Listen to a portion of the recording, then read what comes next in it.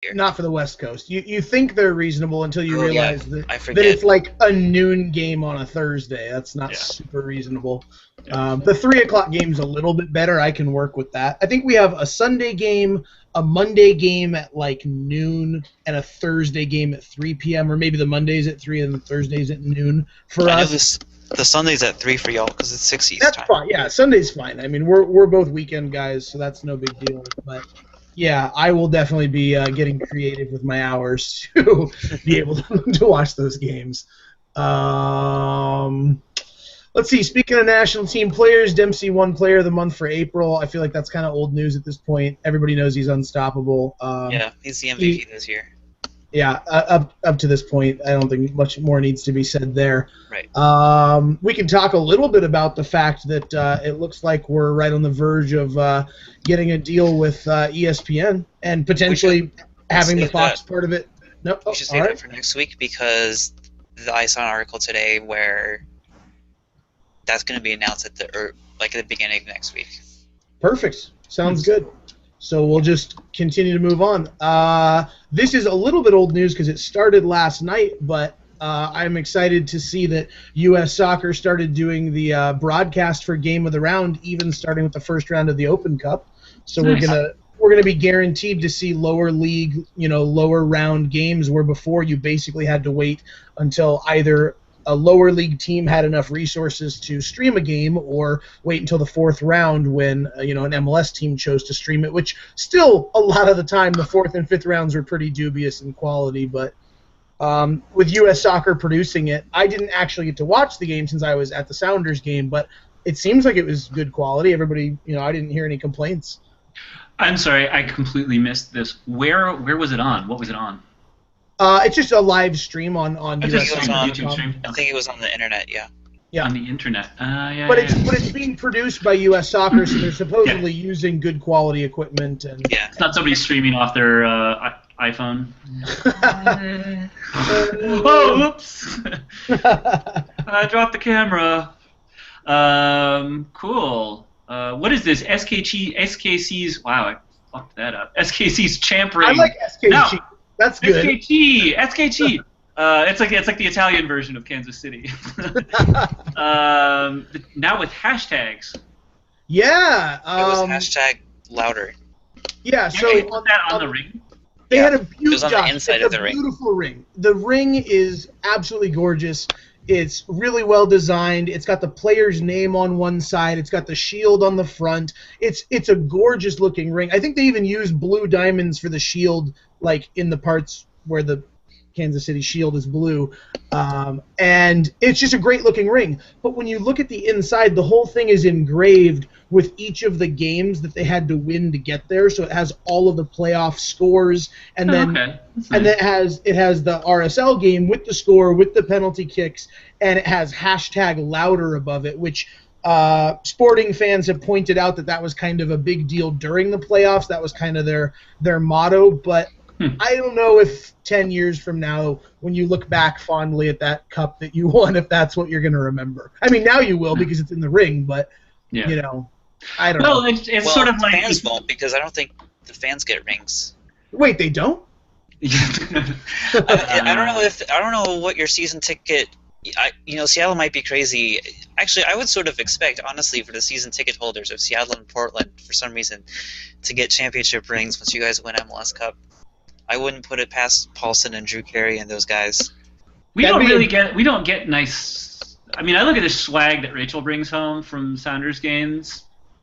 We don't get that stuff. They don't need to give things out. There's very little effort needs to be put forward. So Pete, you should be expecting a ring, not Josh. Yeah, that's true. Yeah, well, I mean, is a ring gonna fit on your finger when it's swollen from alligator bites?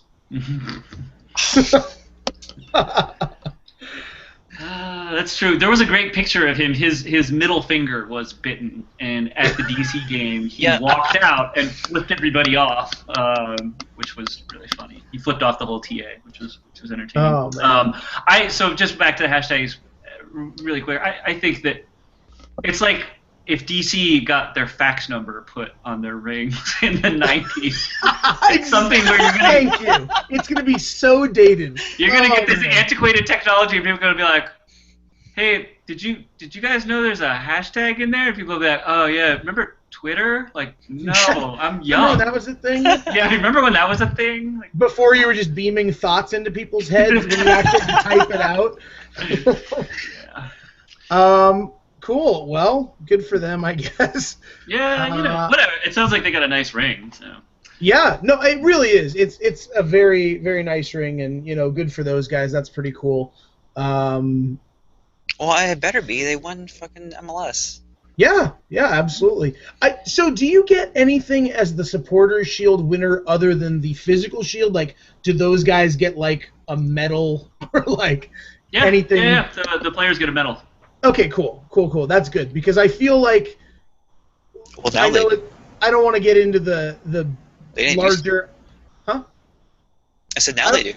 Yeah. Good. Well, I don't want to get into the larger argument of what's more important or what should be more important, but I feel like in MLS we treat the Shield as less important, so I'm glad to hear it is less important.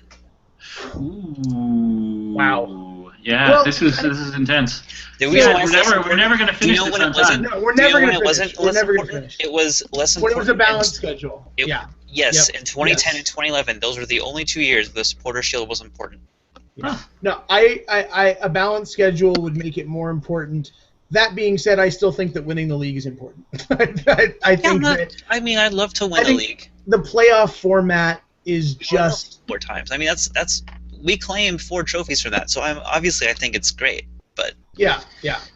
Real quick, when we were talking about this season ticket holders and the ring and stuff, I just wanted to point out I had a conversation with a guy who owns season tickets for the Edmonton Oilers in the National Hockey League. And if you don't know, the Edmonton Oilers have been a very, very bad team for a long time. They were the Oilers. Yeah, they were a historic team. They had Gretzky, right? For our Stanley Cup. There you go. And they have a great history, but they've been really, really bad for a long time. And just out of curiosity, when talking about season tickets, I asked him, and he's got good seats, so it's not like he's sitting in the nosebleeds, but I asked him what his tickets cost on an annual basis. And he told me it was $15,000 per Jesus seat. Christ. Per seat. Wow. Yeah. Man, it made me feel very good about my season ticket holder status for Seattle. That I'm making a much more value conscious decision. Well, that is crazy. I know people who have season tickets at Bayern Munich, like really nice season tickets at Bayern Munich, and I think they're like 2,000 euros a year. But how many games do they play at home? Well, between the German Cup, Champions League, and the regular league. Yeah, but those aren't all included, right? I mean, yeah. Oh, are they? Yeah, they are. Yeah, you get all of it. It's not like America where you have to buy all those tickets separately.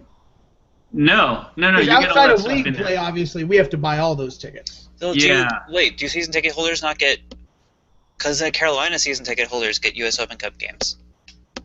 We get priority to buy them, and they are very, very cheap, but they're not included. They tend to be like $15, but or even $10 sometimes. I think like the first round, like round 4, would probably be $10 maybe, but they're not included, and neither are CCL games or anything else like that. So yeah, I should also say that in Germany is notorious among Euro leagues for being very, very inexpensive for people to go see. So. Oh, okay. Well, and Canada is definitely more expensive in hockey because they all love it and they sell out no matter what. But they do see 41 home games, so that is, there's that too. I think Canada this might be like sacrilege. They might like sports more than America does. I would make the same argument that you made about Toronto and New England. I think that they care more about their top 3 sports than we do, but their bottom 8 sports, we care more.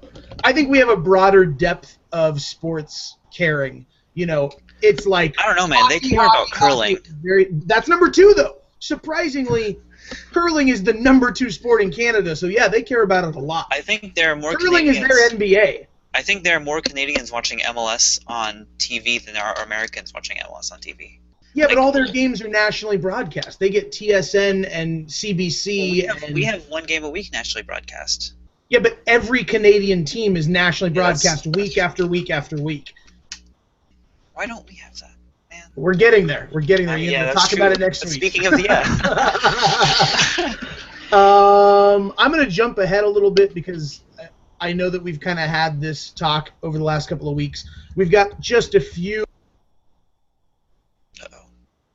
Uh-oh. Number 1 and number 2 kind of go together. Orlando City has announced that their new stadium is going to increase to 25,000 seats instead of 18. Okay. So they're seeing enough, season ticket deposits and interest that they have decided, even in their first year joining MLS, that they're going to bump it up all the way to 25K. Are they expanding too quickly? Is that a dangerous territory rather than trying to get a season or two of 18, or is it worth it? I think it's worth it. I mean, you're not going to have a situation, or the worst thing that could happen is you have a New York situation, and that's not even that bad. Yeah. Or like the Red Bulls, because they built 25,000 seat Red Bull Arena. They barely sell it out. They do sometimes though, and we've just gotten used to that looking like a quarter empty, and it really doesn't even look that bad. Yeah, agreed. If they bring 20 to a 25,000 stadium and slowly build support, I'm fine with that. Yeah, that's fine. Anything over 2/3 or so is fine. I think it's when you start getting into the half empty sort of, DC Chivas New England levels. Yeah. Chicago. Yeah. Outside of hurricanes, they don't really have the weather issue. They don't have the it was so rainy and snowy that half the people that had tickets didn't show up. It can get uncomfortably hot in Florida. I was down there helping a friend move from Sarasota and from Orlando up to New York in August of 2012, and it was uncomfortably hot. I wouldn't understand 90 minutes. High 90s and high humidity is. It's gross. It is gross. Yeah. Also, USL Pro, in almost the same type of story, Sacramento Republic FC, for their second home game in a row, had another nearly 20,000 crowd. So they are announcing their consideration. They haven't officially said it, but they're considering to increase the temporary stadium that they're building from 8,000 to 12,000. I think that's much less risky. I think it's a great idea. I'm in support of Orlando doing it as well, but I think this is a no-brainer for SAC. If they're bringing 20,000 people, even in just their first couple of home games, even if that drops to 14 or 13, they're still going to sell out a 12,000 seat stadium every single week. So good for them. I think they're still, I think they're still in the conversation of teams that are going to get looked at real hard over the next 2 years. If they can keep that up, especially with good on-field product, they're going to be a force to be reckoned with as far as looking at expansion or, hopefully not a move by a current team, but mostly expansion, I would think. So that's it for USL Pro, except St. Louis. St. Louis. Yeah. I feel really strongly about this, and so does Taylor Tolman. St. Louis needed an MLS team 18 years ago. They were back in when we qualified for the 1990 World Cup. They played pretty much all the home games in St. Louis, and St. Louis was really the first. That was what kept American soccer alive in the down periods between 1950 and 1989. When NASL wasn't happening. So just from a historical standpoint, I mean, that's where, first of all, I think that'd be a great place to put the U.S. Soccer Hall of Fame that we're looking for, that's just hiding away in a garage in North Carolina. And then if you compare that with a USL Pro team that I'm sure will get a lot of support. St. Louis has had minor league teams before, but all very, very poorly run.